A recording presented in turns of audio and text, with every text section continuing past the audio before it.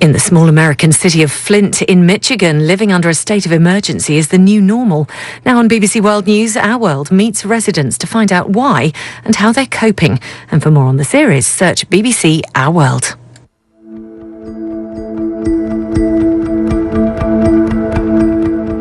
Residents of the small American city of Flint, Michigan, are living in an ongoing environmental disaster.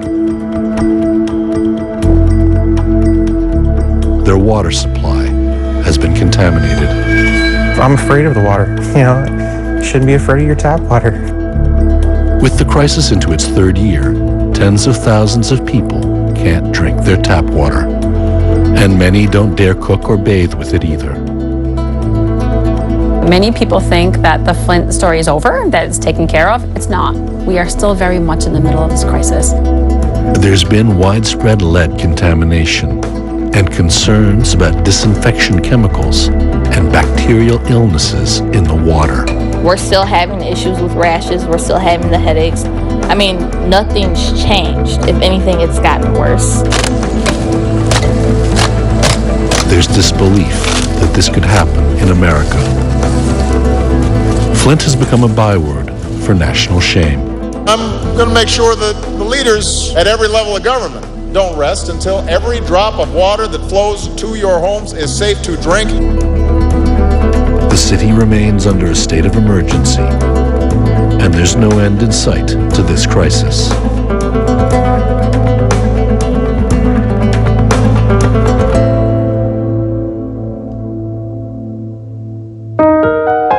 Flint, Michigan is home to 100,000 people. After 30 years of economic decline, more than a third live in poverty. 1 in 6 houses have been abandoned. And there's not even a full-service grocery store here. Now, they're dealing with poisoned water.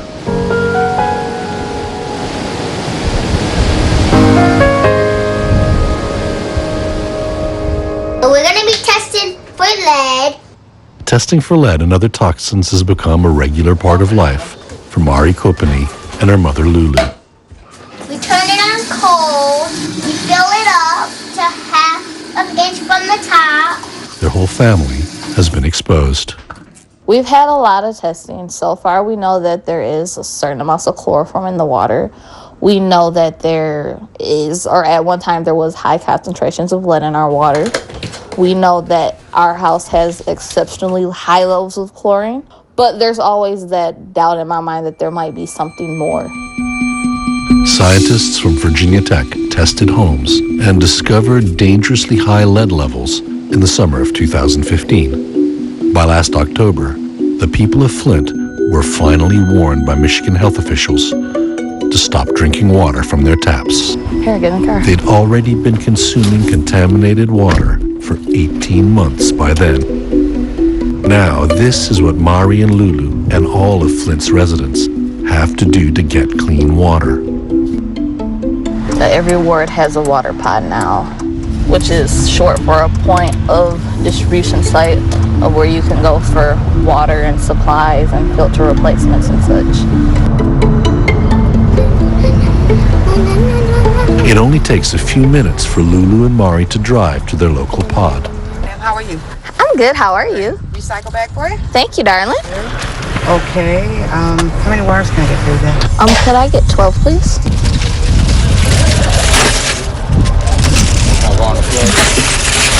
Yeah. I ain't gonna tip over. But this unwelcome routine is getting old. Bye. Come back tomorrow.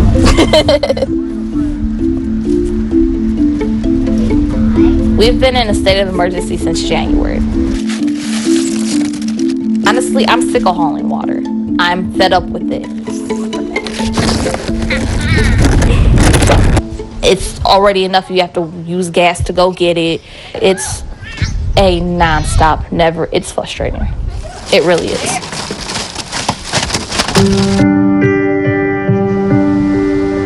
So why is the water in Flint so unsafe? In April 2014, the state government switched the water supply from Lake Huron to the highly toxic Flint River. The move was meant to save money. But the Flint River water was allowed to run through the system untreated, eating away at the pipes. There was a whole issue around chemistry and corrosion control and water quality.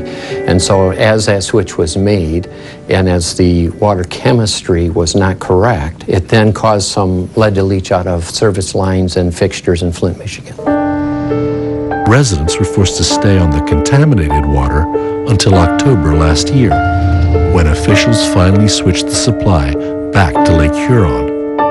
But the damage had been done. We still cannot drink water that is from our taps. It is still contaminated with lead.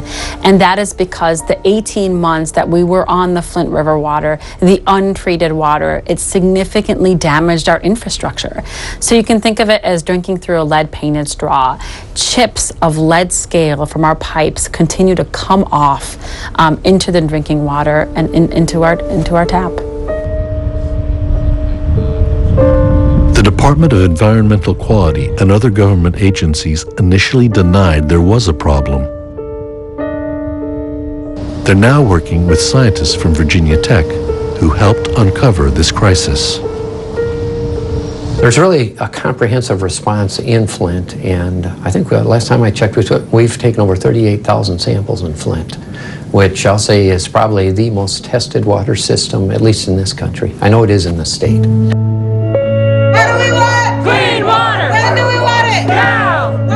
But that's little comfort to a community that doesn't know when they'll have clean drinking water again.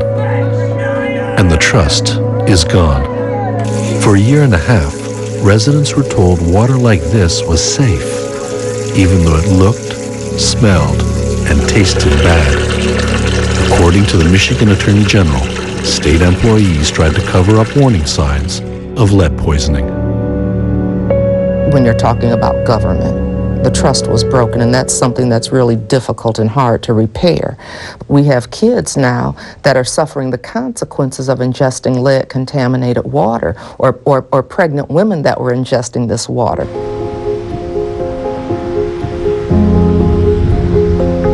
It was a local pediatrician who brought the crisis to public attention by analyzing blood data from Flint children last summer. So our research showed that in the city of Flint, which is divided into 9 wards, that percentage of kids with elevated lead levels doubled after the water switch. And in some neighborhoods, it was even higher. It actually tripled.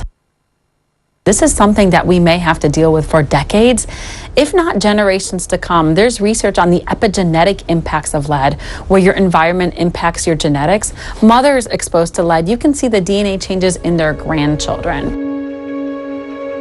Lead poisoning shows no symptoms, but it results in IQ loss, behavioral problems, and learning disabilities in children. It can harm every organ in the body, especially the central nervous system. And there's another worry that has deadly consequences. This is not just a lead crisis. The Flint water crisis is much more than that. Legionella, we had the largest outbreak of Legionnaire's disease in the country during this water crisis, and 12 people died, because of that. And that could have been entirely preventable. Legionnaire's is still a major concern. Now there's been a significant increase in shigellosis, an intestinal disease that causes diarrhea and vomiting. Generally blamed on poor hygiene habits, it can also be transmitted through contaminated drinking water.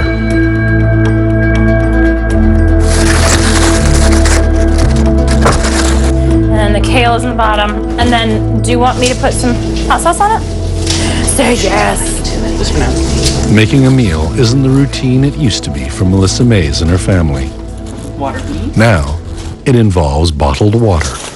Lots of it. They won't take chances. The water may have been switched back, but this is what has come out of their taps since. According to Melissa, the family was otherwise healthy before the water crisis hit. Since then, the Mays have all suffered from rashes and much more. At first, it was the hair loss and muscle pain and bone pain. Also, my neurologist believes that I have a lot of copper stored in my brain, and that's what's causing the seizures and the tremors. Our youngest, Cole, his white blood cell count hovers around 4. So he has little to no immune system. He gets sick so easily. And Christian, our middle child, has so much pain. He has a hard time walking. And they have physical therapy 3 times a week because lead can be seen and stored in your growth plates. So when Christian hit a 4-inch growth spurt, his body didn't stretch with him. His bones grew, but his muscles and his joints did not. Okay, now remember, you're going to cross one ankle over the other. And then that's right, push up with your bottom leg, all the way forward and back. You do it 25 times per side. Me and my friends make like Flint water jokes, like, what would be the most dangerous weapon for a cop to have? A water gun with Flint water in it. So we kept on making those jokes, and we realized how bad it actually was. Okay, Christian, arms straight back on the floor, palms up. Hold for 5 seconds. It's actually gotten worse over time because the stuff's still there. The lead and copper and all the other bad chemicals, which I can't name since there's so many, are still there. The Mays try to limit exposure as much as possible.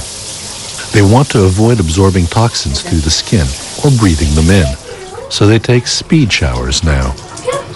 We've got fluoroform coming through in our shower, which is what causes headaches, dizziness. It can cause cancer, cause gastrointestinal distress, which my husband deals with on a constant basis.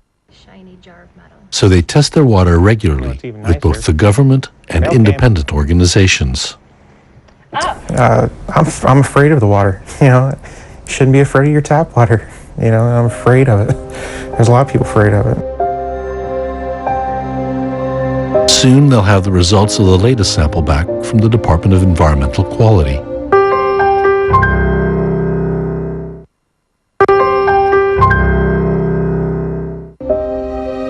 The Mays family are part of a class action suit, along with others, who say they've displayed a range of serious conditions. But some of the most common complaints seen around the city are hair loss and skin problems. And recorded cases are now in the hundreds. I know there's been increased people with rashes. There's no doubt in my mind. I don't have a water test. We don't have a water test that shows us a culprit, one culprit we can go after. Several things we know. The dermatologists have not found any basis of infection in the water. These rashes do not look like they were caused by a bacteria or a virus. The whole city has been traumatized by this crisis. Here we go, 15 rock and rolls. 5, 6, 5, 6, 7, 8, 1. Mari's weekly tumbling class allows some relief for the kids here. 4. Many of these families were also exposed to lead in the water supply. 7. And they feel abandoned. Come on, y'all. They need to fix the whole system. They did it in other states. They can do it here in Flint. They act like we really don't count. That is the impression that I get, that Flint people don't count. 5, 6, 7, 8, 1, 2. They tell us that it's okay to bathe in it. It's not. And people are fed up, really, because of all the lies that were told to us about the water situation. And we just try to deal the best we can. We just kind of bind together as a community and just work together. Push, push, push, push. Yes, up. Almost. Sheila Miller Graham runs the dance studio. She lives in the water zone and is a lifelong Flint resident. I have great hopes that things are going to improve. I'm a believer in Flint. You know, I'm a Flintstone. I'm a diehard. We're that strong rock. And so that whole saying is what don't kill you makes you stronger. We're definitely getting stronger. We don't want to be the guinea pigs, you know, for the rest of our lives. But we definitely want something done, and we want it done now. Mari is known around town as Little Miss Flint. Worried about what her community was going through, she wrote to President Obama to appeal for help. Mr. President, hello, my name is Mari Kopeny. I'm 8 years old. I live in Flint, Michigan. I am one of the children that is affected by this water. And I have been doing my best to march and protest and speak up for all the kids that here live in Flint. In May, the president came to Flint to meet Mari. How are you? Good to see you, sweetie. How you doing? You doing okay? Good. Yeah, you know Miss Flint. I wrote to you. I know. That's why I decided to come. And I'm going to talk about you in my speech. All the good work you're doing. Like a lot of you, Mari's been worried about what happened here in Flint. She's worried about what it means for children like her. She's worried about the future of this city and this community.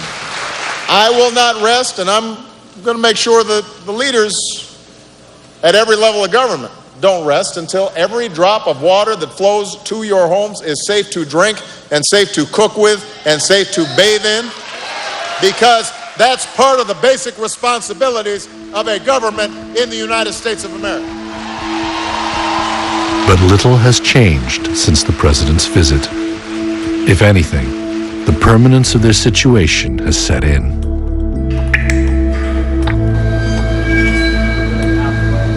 This is Flint's water distribution warehouse.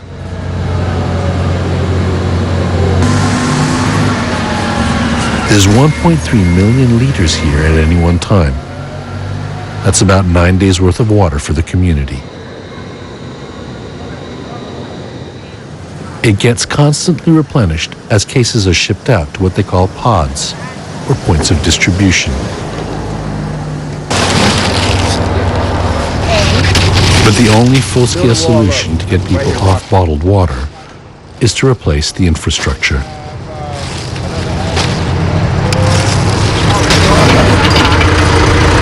Today, we find the mayor doing an unexpected spot check on her Fast Start pipe replacement program. Okay. So we need breaking holes all over. All over.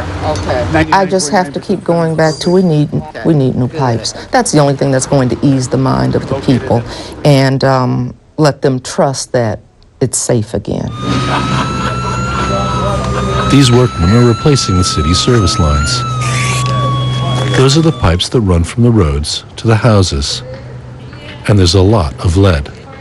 But so far, Fast Start has been a slow process. Look, I'm frustrated. I live here. I have bad water, so I'm a frustrated person as well. To date, only 218 service lines have been replaced. There are more than 15,000 in the city needing to be done. And that doesn't even include all the other pipes in the system.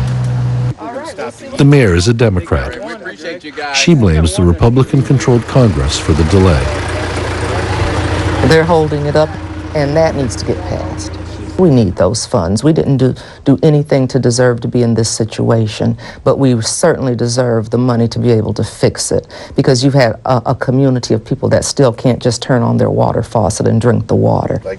And as the lines are pulled out of the ground and replaced, more lead is dislodged, causing spikes in the system, which is one of the many reasons the DEQ urges people to use filters.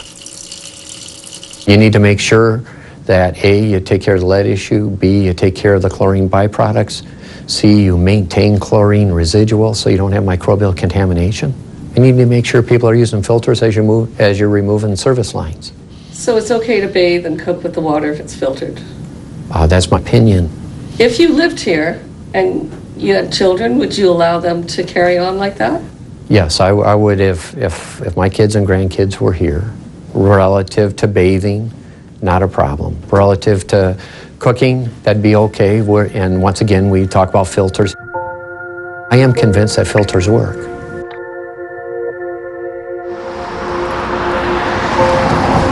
Melissa and Adam Mays are not so convinced, and they won't risk their family's health, especially after the latest government test results found hanging on their front door. Federal standards say lead should not exceed 15 parts per billion. It says, sorry we missed you, but you've tested high for lead or copper. And sure enough, we have 160 parts per billion of lead.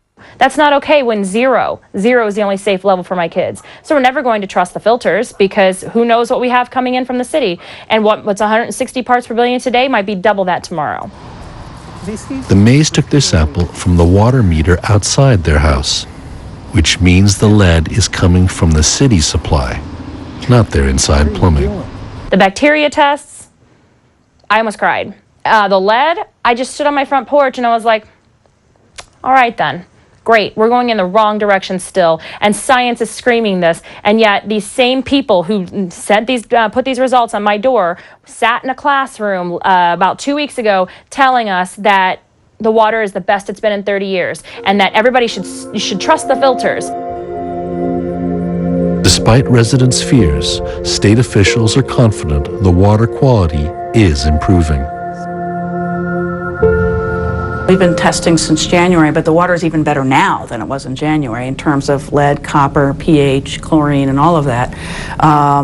The disinfectant byproducts are the same as they would be in any other city in the United States, if not any country that uses chlorine or any system that uses chlorine. Everybody's sick, everybody's mad. Because of this crisis, Melissa has transformed into a vocal activist and is often at the forefront of protests. Same faces I've seen for 2 years. Justice for Flint! Arrest Rick Snyder! Residents are demanding answers from Governor Rick Snyder. He appointed the emergency manager who made the decision to switch the water back in 2014. We want to know who knew what and when they knew it, and have people held accountable at all different levels. So I think there is more to come. Lulu and Mari live on the other side of town from the Mays. They're still waiting for their latest test results from the Department of Environmental Quality. For now, Mari and the rest of the family are playing it safe. They'll continue to use only bottled water for as long as it takes.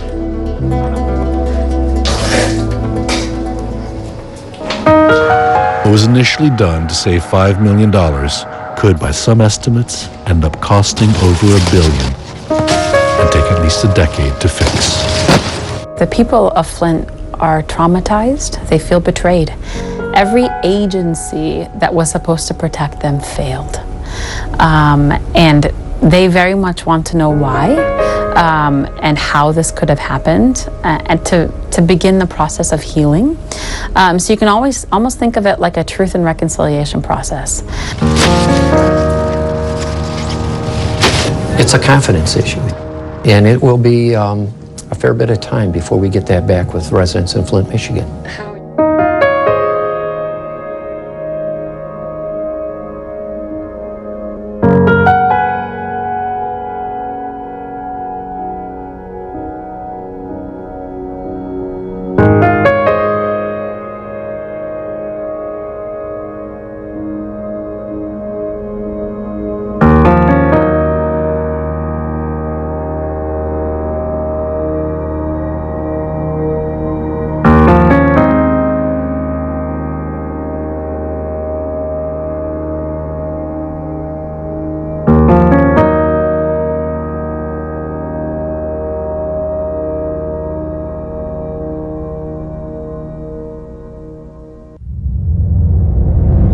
Stories of success, stories of